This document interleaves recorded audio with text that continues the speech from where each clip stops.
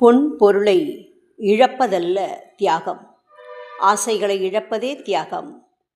அறிஞனுக்கு ரோஜாவின் அழகும் மணமும் தெரியும், முட்டாளுக்கு முள் மட்டுமே தெரியும். நன்றி மறந்த கயவரையும் சான்றோர் மறந்து மன்னிப்பர்.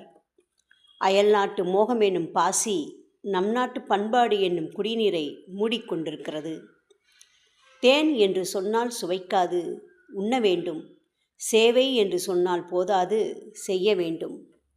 1000 நூல்கள் பயிலுவதை விட ஒரு உயர்ந்த நூலின்படி ஒழுகல் மேலானது. ஆண்டவனை அடைவதற்கு சுருக்கமான வழி பண்பென்னும் ஜல்லி பரவி அன்பெனும் தார்போட்ட அழகிய சாலை. ஆண்டவனிடம் அன்பு செலுத்துதல் என்பது எல்லோரிடமும் தெய்வீகம் காணுதல். செயற்கைக்கோள் படைத்த விஞ்ஞானியை பாராட்டும் நம் இயற்கைக்கோள் படைத்த இறைவனை எண்ணி பார்க்க வேண்டாமா? டார்ச் விளக்கில் பேட்டரி இருந்தால்தான் ஒளி கிடைக்கும். உள்ளத்தில் மகிழ்ச்சி இருந்தால்தான் முகம் மலர்ந்து விளங்கும். ஜீவசக்தி என்ற நெகட்டிவையும் இறைத்தன்மை என்ற பாசிட்டிவையும் சேர்த்தால் ஆன்மீகம் என்ற மின் சக்தி கிடைக்கும். ஆன்மீகம் என்பது ஒரு உயர்ந்த செடி. அதை கட்டுப்பாடு என்னும் வேலியிட்டே காக்க வேண்டும்.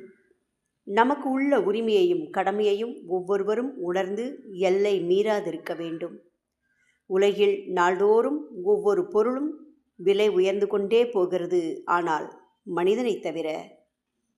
ஒவ்வொரு முறை மூச்சு விடும்போதும் இறைவனை நினைக்க பழகினால் இறுதி மூச்சு விடும்போது நினைத்து கொண்டே விட முடியும்.